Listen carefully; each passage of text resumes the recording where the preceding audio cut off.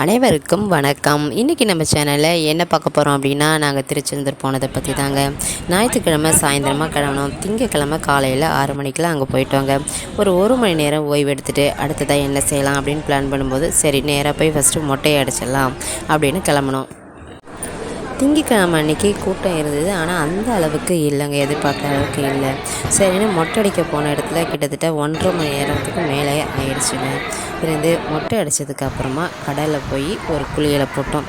கடலில் குளிச்சுட்டு அதுக்கப்புறமா கிணறுல குளிக்கலாம் அப்படின்னு முடிவு பண்ணி அங்கே போனோம்னா அந்த இடத்துலையுமே ஏகப்பட்ட கூட்டம் தான். அங்கேயும் ஒரு 1.5 மணி நேரத்துக்கு மேலே நின்று குளிச்சுட்டு அப்படியே முருகனை தரிசனம் பண்ணலான்னு முடிவு பண்ணாங்க. கிட்டத்தட்ட மொட்டை அடித்து கடலில் குளித்து கிணறுல குளித்து மணி என்ன அப்படின்னா 1 கிட்ட ஆயிடுச்சு.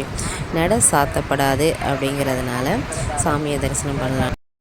இப்போ நீங்கள் பார்த்துக்கிட்டு இருக்கிறது கிணறு குளிக்கிறதுக்கான கூட்டம் தாங்க. பல வருட காத்திருப்புக்கு பின்பு முதல் முறையாக நாங்கள் திருச்செந்தூர் போனது இப்போ தான். கிணறுல குளித்ததுக்கு அப்புறமா பக்கத்திலேயே ட்ரெஸ் சேஞ்ச் பண்ணிக்க வசதி இருக்குங்க. அங்கேயே நீங்கள் ட்ரெஸ் சேஞ்ச் பண்ணிக்கலாம். அதுக்கப்புறமா அங்கேருந்து முருகரை தரிசிக்க செல்லலாங்க.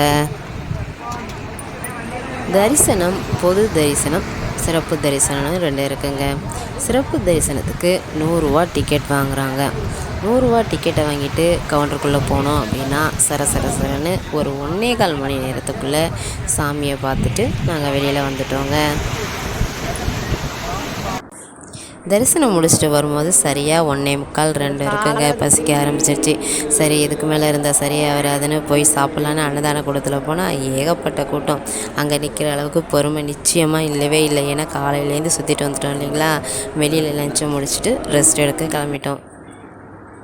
சரிங்க, அடுத்த வீடியோவில் என்ன நடந்ததுன்னு பார்க்கலாங்களா.